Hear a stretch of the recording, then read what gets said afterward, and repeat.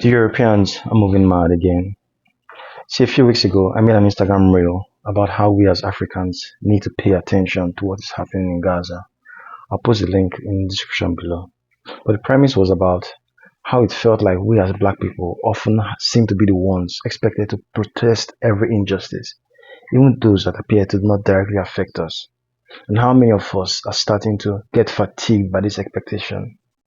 And while that fatigue is certainly valid, the sad reality is that because we are a demographic that most directly threatens white supremacy, and as such we are often a primary target, then almost every act of injustice, even those that are against people who are not in our community, somehow always seems to tie back to us, either as something that has been done to us, something that is also being done to us, or something you bet is being planned for us in the future.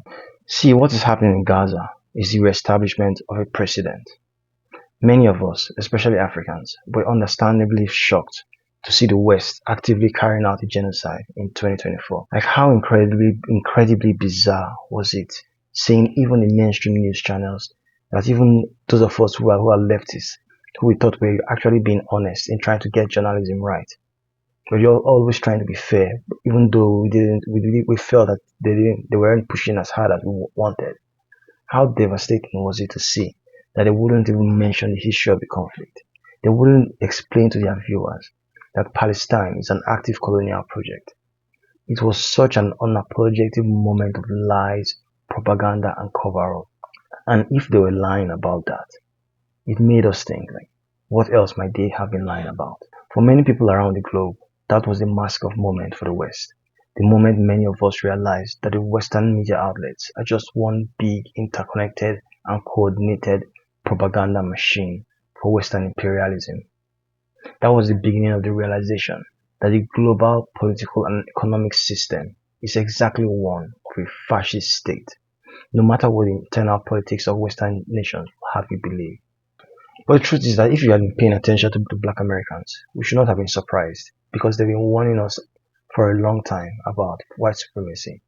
And even though we had known our history of colonialism and kind of understood very vaguely the ongoing methods of neocolonialism, we kind of just assumed that the struggles of Black Americans and the rest of the world in general were just the struggles that came with acceptance and integration after our long and violent history of the last 400 years. But it's when you start putting it all together, the bullet and the briefcase subterfuge of neocolonialism, the role the IMF and World Bank plays in that subterfuge, the incessant wars in the Middle East where there is always some mineral interest, as it is with us also in Africa, the systematic oppression of Black Americans, the CIA-induced drug crisis, the disproportionate overpolicing and jailing of black men in America, the redlining, the denial of loans and opportunities, tales of deliberate medical experiments on black people, the modern demonization of all our radical leaders, and then tie that in with open genocide and denial of colonial oppression in Palestine in 2024,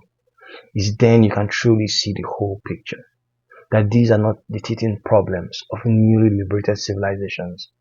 That no, the world and the West did not change. The system is acting exactly according to how it was designed. And let me tell you, if we allow genocide to go unchallenged in 2024, it means that we have accepted the West's proposal that its colonial savagery is not in fact concluded. And if we allow them get away with it in 2024, was to stop them packing on a naval armada off the coast of Africa in 2030 or in 2040. And so Europeans are moving mad again. In the past 2 months alone, just like I predicted, there have been 2 videos at least of Europeans making noises about colonizing Africa again. One was Eric Prince, the founder of a mercenary unit that works for the US. And the other, more recently, I think, was a French general in an interview where he was asked about their recent expulsion from the Sahel. And he talked about a military intervention in the region in the next decade. I'm not going to put those videos here because I hate giving them attention. And I think it does more harm to spread their message in the mind space of people. But as I said, these are officials of Western institutions and not some white supremacists on Reddit. We have to take the things that they are saying in the open very seriously. See, the West and America in particular had most of the world dominated already, brainwashed and propagandized with their media into thinking that They were the beacon of freedom, liberty, hope, and justice. That all that violence was in the past and we were all on our way to a better world. It sounds naive when you think about it now, but many of us genuinely believe this. China, Iran, Russia, and North Korea were the last holdouts of an authoritarian era that was keeping us all from experiencing a conflict-free universe, even as we continue to break down the barriers of racial integration and acceptance. America had its story going, uncompromised, strong, and they gave it all up and decided to go full unmasked in 2024. Do you think they did this over Gaza, over a strip of land in the Middle East? I want people to realize that just going by the simple laws of nature, of balance and equilibrium, we should know that nothing, not even the greatest empires, last forever. The West is crumbling. Their civilization has shown itself to be a house of cards that will not hold up any longer on its foundation of lies, violence, genocide, and deceit. See, they lied to their populations.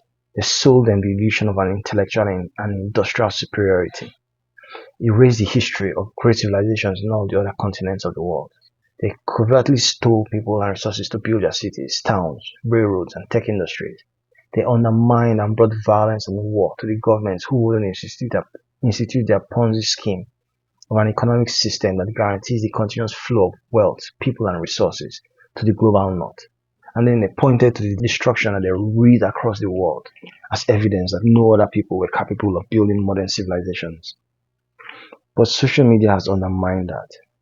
We have learned the true stories of our leaders that they demonized. We have come in contact with each other and the resources to truly be great. And the brilliance of people who look like we do and others have come to the fore. Just take Nigeria alone. Our music is now on the lips of their children. Our men and women dominate their sports. There are Nigerians in the UFC, in the NHL, in track and field sports, in medicine, in business, running their wealth funds, in almost every literary shortlist that they put out, in ballet, as Michelin chefs, in the visual arts, as runway models, and designers of high-end and street fashion. The lie of intellectual supremacy has fallen apart. See, the superiority of the economic model has also long been discredited. In the boom and bust cycles that can be timed into the seasons, in the depressions and the recessions, that is perpetually being kept on life support by the socialist payout of taxpayer funds. The same socialism that spends their entire modern history keeping from the world and its citizens, they offer to their corporations. Their currency, the dollar and the euro, but mainly the dollar, has been exposed for the fact that it is the economic cheat code it represents as the currencies for the settlement of international trades, and the super weapon it is for them for economic, financial, and social cohesion, which is why they have gone to great lengths, including war and genocide, to destroy every foreign government that has tried to challenge it. For years, America has been able to print an almost endless supply of this currency, knowing that it will automatically be distributed across the globe. But with the rise of the BRICS bloc and the establishment of an alternative international payment system, they know they won't be able to do this for much longer.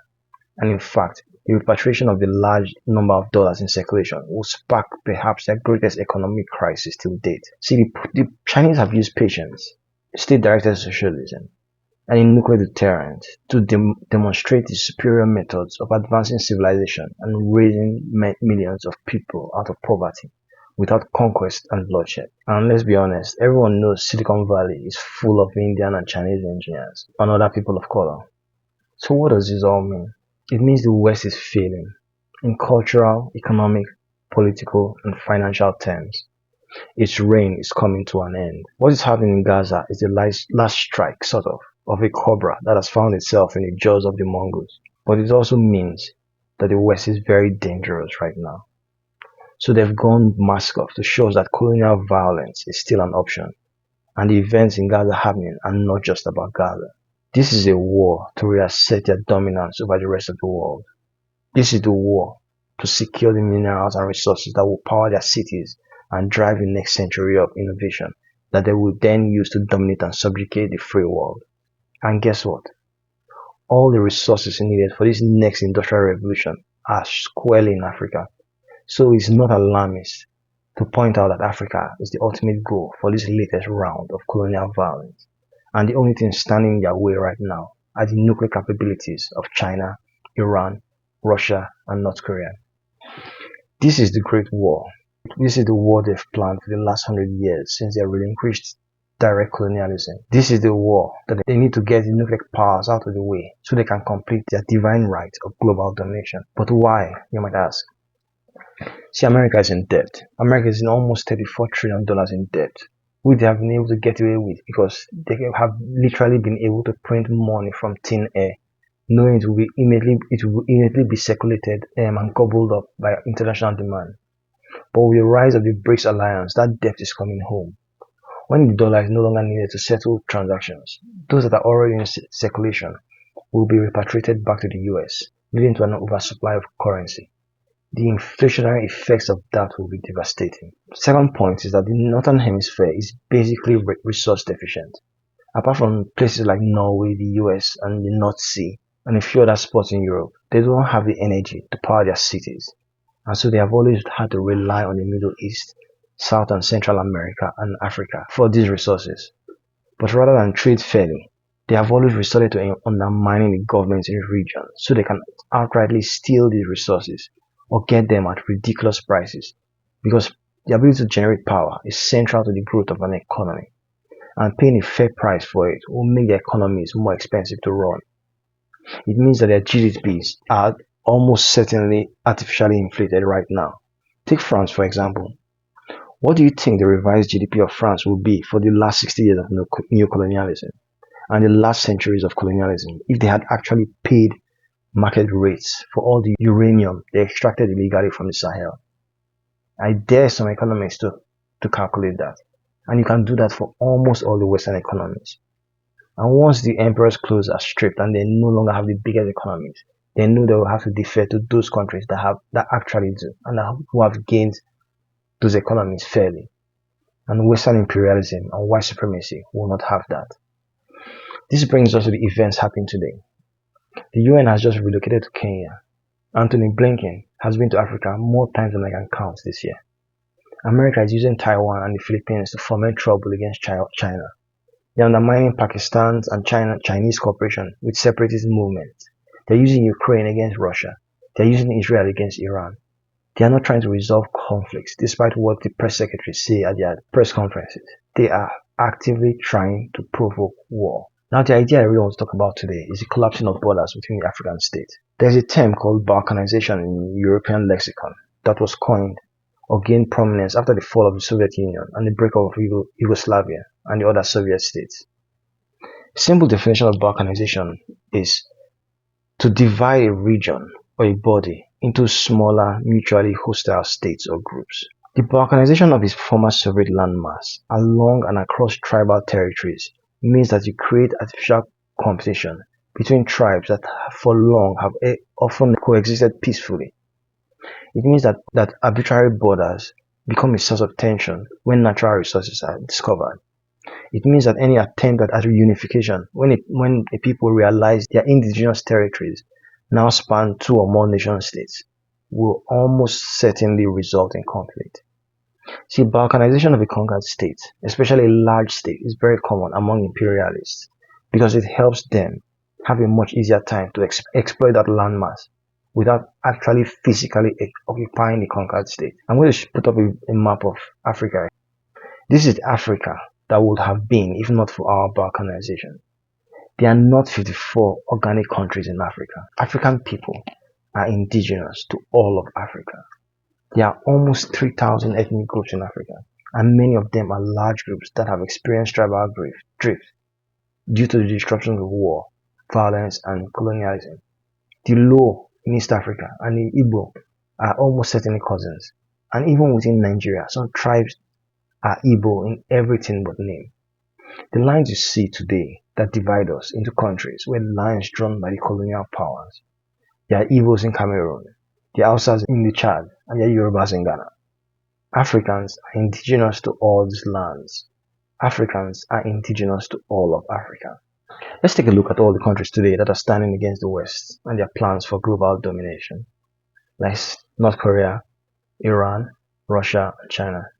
These are 1,000-year-old cultures, just how African indigenous culture is, who have an extensive landmass and massive populations, which make them resilient against economic sanctions. Because to a large extent, when you have a large mass and a large population, you can produce and consume enough goods internally to prop up your economy. You can raise large defensive armies, and you can achieve the GDP to develop a nuclear and arms deterrent. Apart from the fact that colonial powers had competing interests in Africa, the balkanization of the African continent was one that worked exceedingly to their benefit because it meant they could play on tribal rivalries within and across countries. They could sell their weapons, force economic policies that benefited them in exchange for protection and funding, and ensure that no single nation state, from their sheer size alone, could develop an economy that could rival theirs, or be able to raise an army from their populations big enough to stand against them. It really is time for us to collapse the borders in Africa. We are in an existential crisis, and our very survival, not just economic or political survival, but our actual physical survival, depends on it. All the world is war and conquest, and if we allow this racist Western hegemony to continue, then that's all the world will ever be. The way we look back at previous tragedies and think, that's in the past now. Humanity will never again allow this to occur. That's the same way people in the future will look back at this current moment and think, that's in the past now. But they will be wrong. See, in Africa today, we are a divided people, and a divided people are a weak people. A weak and vulnerable people in a world that is getting increasingly dangerous, even for the strongest among us.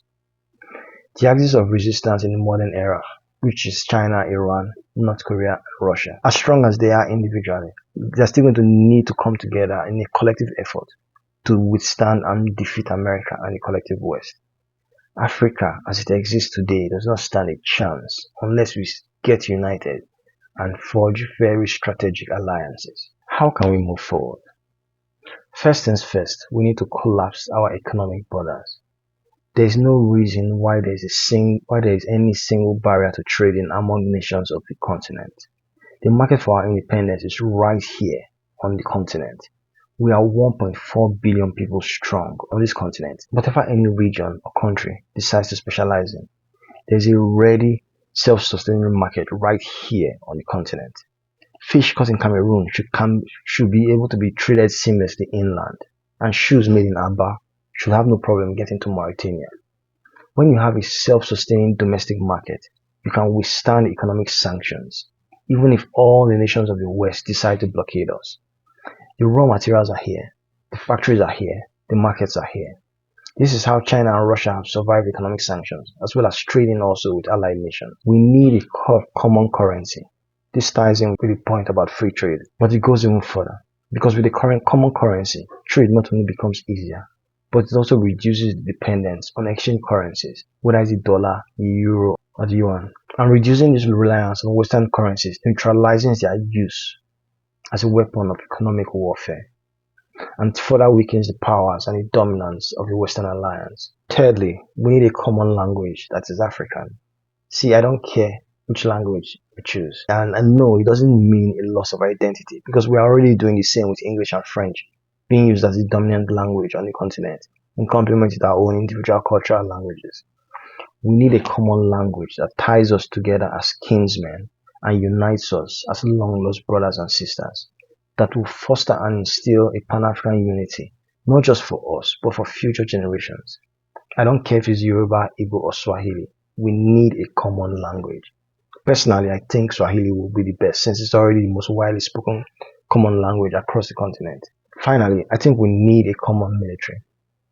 If we are not going to become a single country, we will at least need to have a common military that is able to raise a large defensive army, and with enough resources pulled together to produce or purchase the weapons, whether it's nuclear, whether it's AI, or whatever, that we will need as a deterrent against foreign malign interests. In conclusion, I want to say that the only people who are benefiting right now from a divided Africa are the Europeans, especially those in the south and the east who never left. You just check how many European descent-owned companies are operating in Nigeria and are operating in South Africa. See, the Europeans seem to have an ease of operating across African borders that indigenous Africans do not have. We need to collapse our borders, and we have to develop the transport infrastructure across land, air, and sea that will facilitate the long overdue task of reconstituting a continent into a whole, of erasing the borders of strife that has kept brother from brother and have turned sister against sister. We have to collapse these borders. And right now, it seems it's only Malema from the EFF in South Africa who is actively pushing for this reality, that truly understands the nature of the threat we are facing in the coming years. There were no borders. It is not too late, and it's never been too late to reverse this aberration that has been so fundamental in the continued colonization and subjugation of the African continent. We have to collapse these borders. We have to collapse these borders. We have to collapse these borders.